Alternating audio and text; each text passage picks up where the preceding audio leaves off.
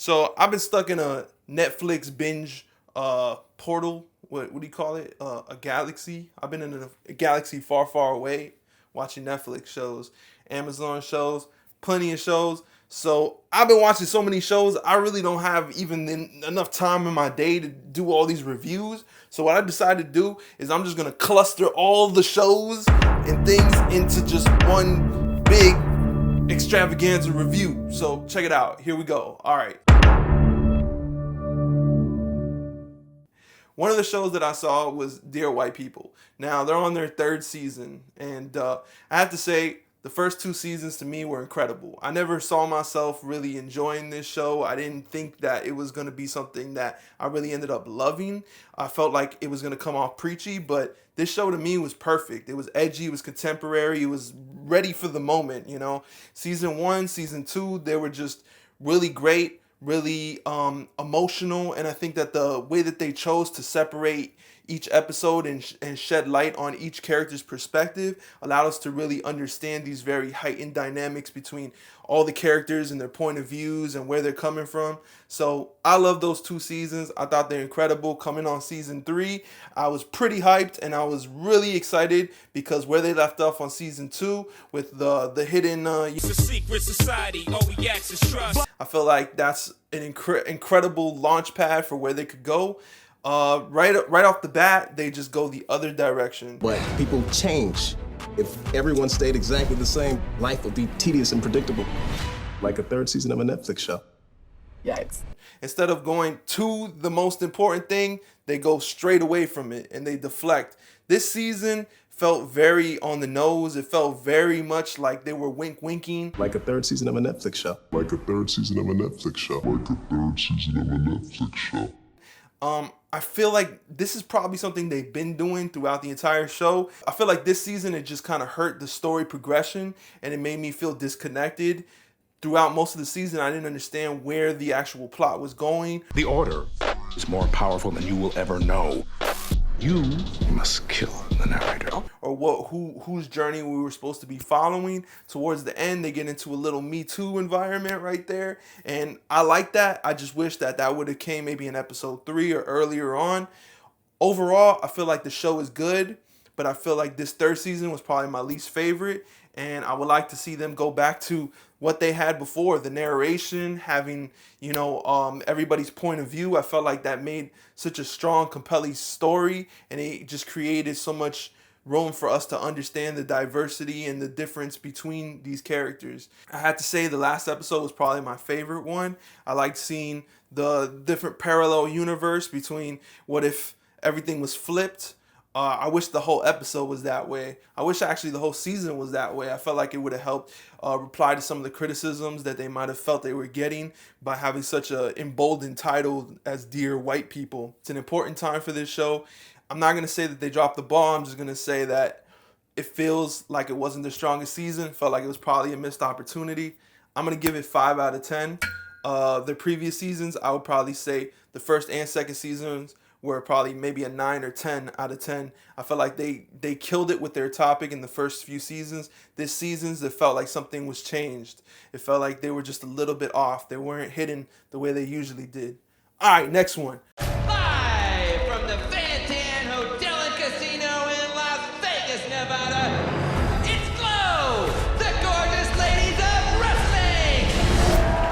wrestling. Glow season 3, bro. Glow season 3. So straight up, I'm going to have to say Glow, another show that I really just didn't see myself connecting with, and I loved it. Now, I've been watching Alison Brie since Community, and I feel like Community, her character was this very know-it-all, very ambitious character. She's like the smart white girl in the class, and she has her own issues that they got into, but that was a very comedic show.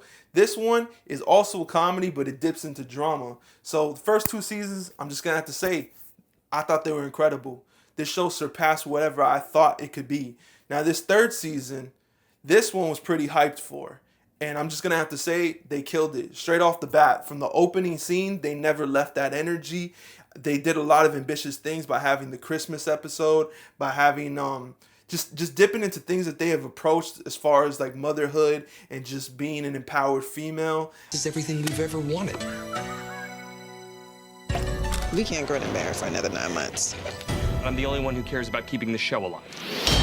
And just being somebody who acknowledges that it's okay to choose your career over family if that's where your heart is at, you know? What do you want, Ruth? I don't want to ruin what we have. I feel like some of these characters, they have become empowered throughout the runtime of this show, and through that they're dealing with the consequences of basically trying to juggle two different responsibilities. So I love this show. The comedy is top notch. The way they've developed these characters from stereotypes or caricatures into real fleshed out people, I just think is amazing. I don't feel like I need to say anything about this show. Just go see it if you haven't seen it, and maybe even watch it again. I would love to watch it again if I had time, but yeah, it's a great show. Alison Brie's character from the beginning, she was somebody who came off dislikable for maybe her thirstiness and her need to be accepted as a credible actor. Within this third season, she's given the opportunity to take a producing role, and her choice in the end ultimately is the most empowering choice that you can make as somebody who understands their value and just where their heart is at and where they feel like they could give the most of themselves. So I love this season. I feel like all 3 seasons are on the same level of just greatness. This is a show that I think everybody should watch and I think everybody can enjoy. It's both dramatic, comedic, it has heartfelt moments, it has serious times, it's very topical. It's incredible how a show about the 80s can be so relevant today. So, love this show, hope it continues forever, and I hope that everybody that's writing on this show and acting on this show is able to stay on this show and keep the quality up. Next thing, all right, so next thing, I'm gonna say let's go to Mindhunters, man. Who's the one you want more than anything? Manson. I'll get you, Manson. So Mindhunter, season 2. This isn't a season 3. We talked a lot of season 3s. This is season 2. Mindhunter. I mean, when this show came out, it was probably just a bomb for me. I love this show. I think by the first or second episode, I knew that the tone of this was very original, and it was something that I couldn't describe. It was like watching a film. It very much felt like a David Fincher film, but in a series form. And it's incredible because we're able to dig into these characters. So whereas the first season felt like it was focusing on Holden's character, this second season feels like it focuses a lot on Tench's character. We don't distance ourselves from Holden's character in this second season, but we do get to see a lot more of Tench's character, Wendy's character, and I felt like it was good. This season isn't impacting you with as much story and as much characters as the first season does. It dips in. We see a little bit of the psychopaths and the serial killers. We get those. But really, this is one story.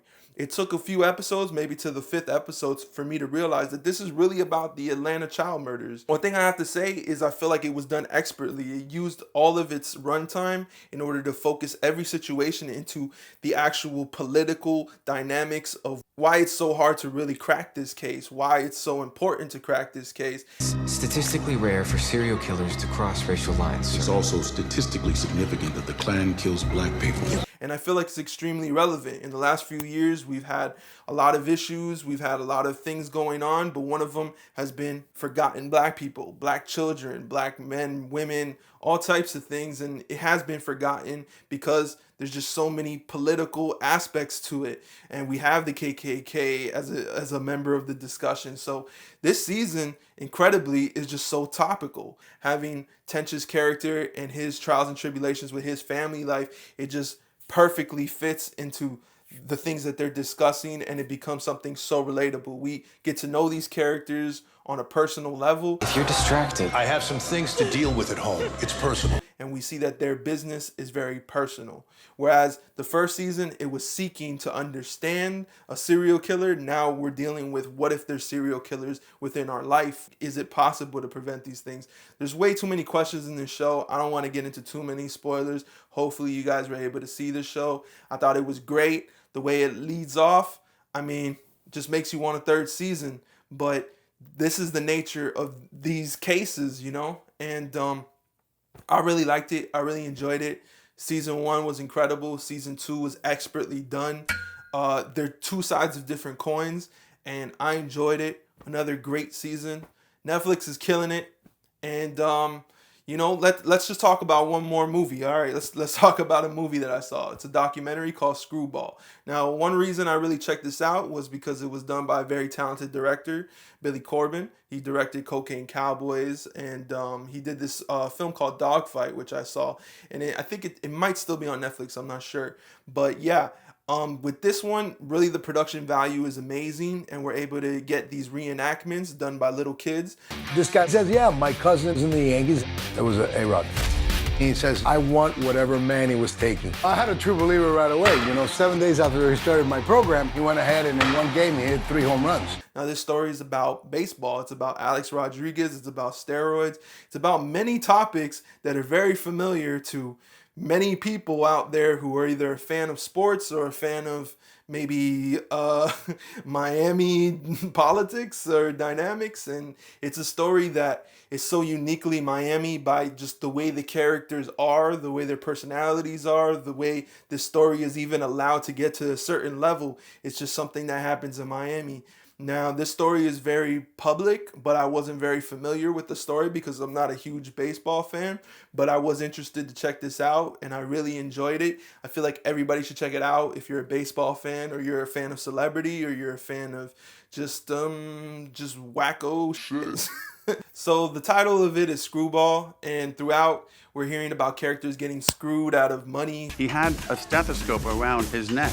Yeah, I assumed he was a doctor. The way they show Miami, I'm from Miami, specifically Kendall, so I'm very familiar where South Miami is. And even though I don't know this story, it's amazing to see these aerial shots of the city and just know how real all of this is. And these characters are so real.